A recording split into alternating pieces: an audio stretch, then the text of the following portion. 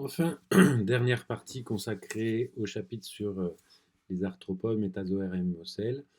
Donc c'est vraiment la fin du chapitre où je voulais vous présenter les mécanismes de la mue. Je vous ai représenté un axe temporel avec les différents stades de développement observés dans un cycle classique d'un insecte.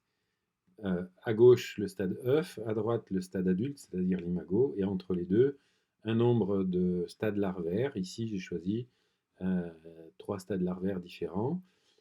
Le stade larve 1 euh, naît au moment de l'éclosion. Il va subir la mue numéro 1, qui donne naissance à la larve 2, qui subit la mue numéro 2, qui donne naissance à la larve 3, qui subit la dernière mue, la mue 3, pour donner en fait un imago. Alors que se passe-t-il au moment des différentes mues? Vous avez les quatre schémas dans votre fascicule de cours et nous allons les étudier ensemble. Alors, j'ai choisi des schémas un petit peu colorés, ils ressemblent beaucoup à ceux que vous avez, donc on va partir de la structure initiale de la cuticule qu'on a déjà vue dans un cours précédent. Donc en vert, tout en bas, vous avez les cellules épidermiques, donc un épithélium unistratifié avec une seule couche de cellules. Ici, vous voyez même qu'il y a une cellule glandulaire avec cette euh, dispositif cytoplasmique qui traverse complètement la cuticule pour former un petit pore ouvert à l'extérieur, et la cuticule avec ses trois couches d'épaisseur différentes, l'épicuticule, la couche la plus externe, l'exocuticule, et enfin l'endocuticule, celle qui est accolée euh, à l'épiderme. Première phase de la mue, c'est ce qu'on appelle la phase d'apolyse. Euh, les... Qu'est-ce qui se passe pendant cette phase?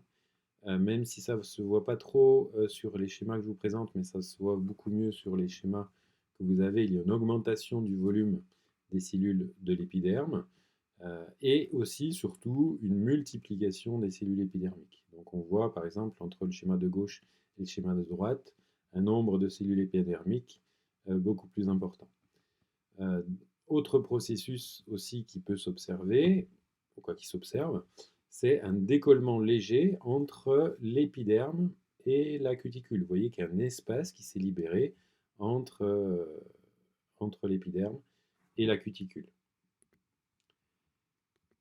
Deuxième phase, donc qui est représentée ici par ce schéma. Donc dans l'espace qui s'est créé entre l'épiderme et la cuticule, certaines cellules, notamment certaines cellules glandulaires, vont sécréter ce qu'on appelle un gel de mue qui va se liquéfier très rapidement.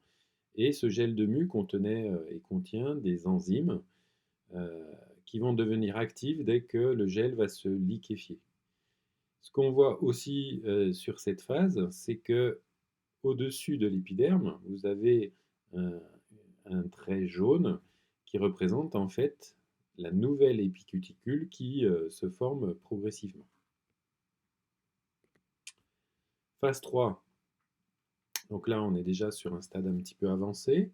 Donc ce que l'on voit, c'est que l'endocuticule euh, de l'ancienne cuticule a commencé à être grignotée, à être digérée en fait par les enzymes actives du liquide exuvial, et que du côté de l'épiderme, vous voyez que la nouvelle endocuticule commence à se former. Euh, Dernière phase de la mue, du mécanisme de la mue, c'est que là, il y a digestion entre les deux schémas, le schéma de gauche et le schéma de droite. Il y a une digestion complète de l'ancienne endocuticule. Vous voyez qu'il reste plus que l'épi et l'exo, et que la nouvelle endocuticule s'est encore développée. Au niveau de l'ancienne cuticule, vous voyez qu'il y a des zones où l'exocuticule est amoindrie, est beaucoup plus fine. C'est des zones où l'ancienne cuticule va pouvoir se déchirer de façon à permettre la libération de l'insecte qui maintenant est recouvert par sa nouvelle cuticule.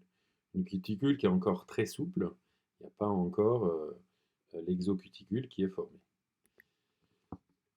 Donc voici la dernière phase. Donc je vous disais qu'il y avait au niveau de l'exocuticule des zones amincies. Et vous voyez que sur le schéma de droite, c'est à ce niveau-là, donc ça s'appelle des lignes d'exuviation. C'est à ce niveau-là que l'ancienne cuticule va se déchirer, permettant à l'animal à l'insecte de pouvoir s'échapper de son ancienne enveloppe devenue trop petite. Et l'ancienne enveloppe devenue trop petite, on appelle ça l'exuvie. Alors pour voir à quoi ressemble une exuvie, vous avez cette photo qui est, je pense, assez parlante. Avec, donc là, on est chez un insecte éphéméroptère, peu importe l'espèce. Vous avez donc à droite de l'image la vieille cuticule et au-dessus de cette vieille cuticule, en vert ici, vous avez l'insecte avec sa nouvelle robe.